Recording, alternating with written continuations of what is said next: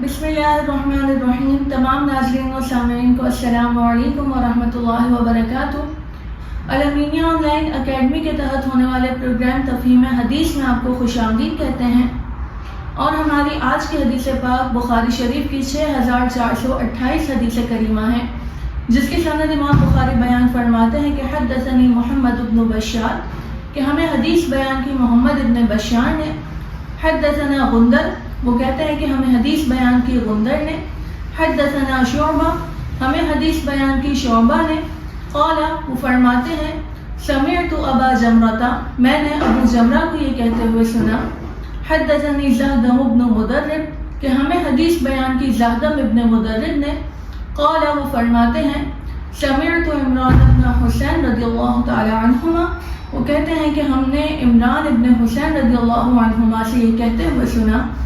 عن النبی صلی اللہ علیہ وسلم قال، کہ وہ حضور علیہ السلام سے روایت کرتے ہیں خیرکم قرنی، کہ سب سے بہترین میرا زمانہ ہے.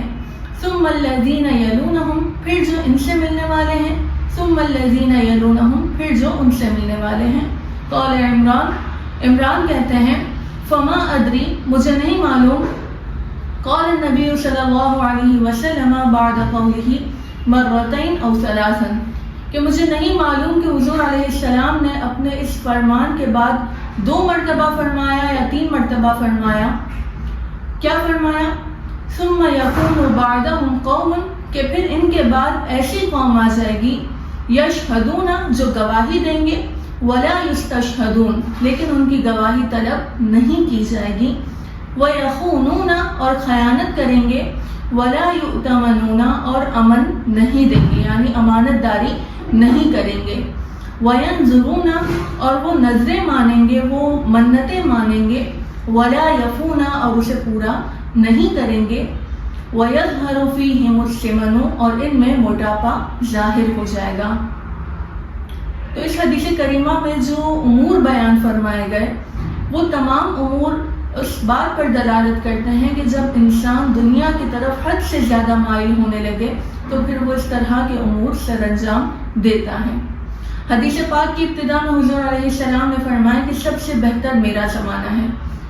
میرا زمانہ سے مراد حضور علیہ السلام کے زمانے کے افراد ہیں، کہ صحابہ کرام وہ ہستیاں ہیں کہ جو دنیا کی طرف مائل نہیں تھے، جو دنیا سے اس درجے تک بے رغبت تھے کہ اگر ان کے پاس دنیا آتی بھی تھی تو وہ اسے اللہ کی راہ میں صدقہ کر دیا کرتے تھے. وہ کبھی مال کو اپنے پاس جمع نہیں کرتے تھے، وہ اپنے مال کی اللہ کی راہ میں قربانی دے دیا کرتے تھے. تو حضور نے فرمایا کہ سب سے بہترین میرا زمانہ ہے. پھر فرمایا جو ان سے ملے ہوئے ہیں. دوسرے نمبر پر کون بہترین ہے؟ جو صحابہ کرام سے ملنے والے ہیں. صحابی وہ شخص ہوتے ہیں جنہوں نے حالت ایمان میں حضور علیہ السلام کی زیارت کی ہو. پھر اس کے بعد وہ شخص جنہوں نے حالت ایمان میں کسی صحابی کی زیارت کی ہو، انہیں تابعی کہا جاتا ہے. تو ان کا زمانہ بھی حضور نے فرمایا بہتر ہے. اور تیسرے نمبر پر ہوتے ہیں تبع تابعین. تبع تابعی وہ شخص ہوتے ہیں کہ جنہوں نے حالت ایمان میں کسی تابعی کی زیارت کی ہو. تو ان 3 زمانے کے افراد کو حضور علیہ السلام نے فرمایا کہ یہ بہتر لوگ ہیں، یہ بہتر زمانہ ہے. لیکن ان کے بعد کے جو افراد ہیں ان کے بارے میں حضور نے فرمایا کہ وہ لوگ گواہی دیں گے لیکن ان کی گواہی طلب نہیں کی جائے گی. یعنی ان کے ایمان کا حال یہ ہوگا کہ کوئی ان پر بھروسہ اور اعتماد کرنا پسند نہیں کرے گا، لیکن پھر بھی وہ اپنی گواہیاں پیش کریں گے. اور حضور نے فرمایا وَيَخُونُونَ، اور وہ خیانت کریں گے. یعنی جب ان کے پاس کوئی امانت رکھوائی جائے تو وہ اس کا حق ادا نہیں کریں گے، بلکہ اس کو ناحق طور پر استعمال کر کے خیانت کے مرتکب ہوں گے. وَلَا يُؤْتَمَنُونَ، اور وہ امن نہیں دیں گے، یعنی ان پر اعتماد نہیں کیا جائے گا، ان پر بھروسہ نہیں کیا جائے گا. جب انسان دنیا کی طرف مائل ہو جاتا ہے، جب انسان فقط مال کی طرف نگاہ رکھتا ہے، یہ نہیں دیکھتا کہ یہ اللہ کے حکم کے مطابق آ رہا ہے یا اللہ کے حکم کی خلاف ورزی کرتے ہوئے آ رہا ہے، تو پھر وہ اس طرح کے امور سر انجام دیتا ہے. پھر حضور نے فرمایا کہ وہ نظر مانیں گے لیکن اسے پورا نہیں کریں گے. یعنی وہ منتیں تو بہت بڑی بڑی مان لیں گے، لیکن جب ان کا وہ کام پورا ہو جائے گا تو اپنی منت کو وہ پورا نہیں کریں گے. اس سلسلے میں ضمن یاد رکھیں کہ فقط اس منت کو پورا کرنا لازم ہے جس کے الفاظ زبان سے ادا کیے گئے ہوں. یعنی میں اللہ کے لیے منت مانتی ہوں کہ میرا فلاں کام ہو گیا تو میں فلاں کام کروں گی. تو جب میرا وہ کام ہو جائے تو پھر ایسی صورت میں مجھے اپنی اس منت کو پورا کرنا لازم ہے. اسی طرح وہ منت لازم ہوتی ہے جو کسی عبادت کی جنس سے ہو.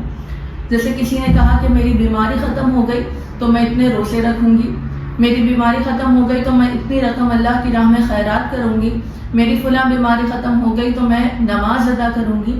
یعنی وہ منت اس وقت پورا کرنا ضروری ہے جب وہ عبادت کی جنس سے ہے.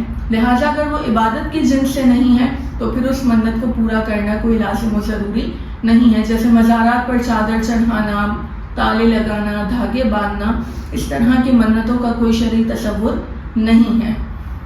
اور پھر حضور نے فرمایا وَيَظْهَرُ فِيهِمُ السِّمَنُ، اور ایسے لوگوں میں موٹاپا ظاہر ہو جائے گا. کیونکہ جب انسان فقط مال لیتا رہے گا، اپنا پیٹ بھر کر کھاتا رہے گا تو پھر اس میں موٹاپا ظاہر ہوگا. اور جب موٹاپا انسان کے اندر آ جاتا ہے تو وہ بہت ساری عبادات میں سستی کا شکار ہو جاتا ہے. اس لیے حضور علیہ السلام نے ان امور پر ہمیں متنبہ فرمایا ہے کہ تم دنیا کو حاصل تو کرو لیکن اس کا حق بھی ادا کرو. اگر تم اس کا حق ادا نہیں کرو گے، تم خیانت کے مرتکب ہوگے، تم جھوٹی گواہیاں دو گے، تمہارا لوگوں پر سے اعتماد جاتا رہے گا، تو اس کا مطلب تم دنیا میں مائل ہو چکے ہو، تم دنیا میں اس حد تک لگ چکے ہو کہ اب اس سے نکلنے کا کوئی رستہ نہیں ہے. لہٰذا ہمیں دنیا سے فائدہ اٹھانا ہے، لیکن فقط اس حد تک کہ یہ دنیا ہماری آخرت کو بہتر بنانے میں معاون و مددگار بنے. اللہ تبارک و تعالیٰ سے دعا ہے کہ اللہ تعالیٰ اس دنیا میں رہ کر ہمیں آخرت کی تیاری کرنے کی توفیق عطا فرمائے.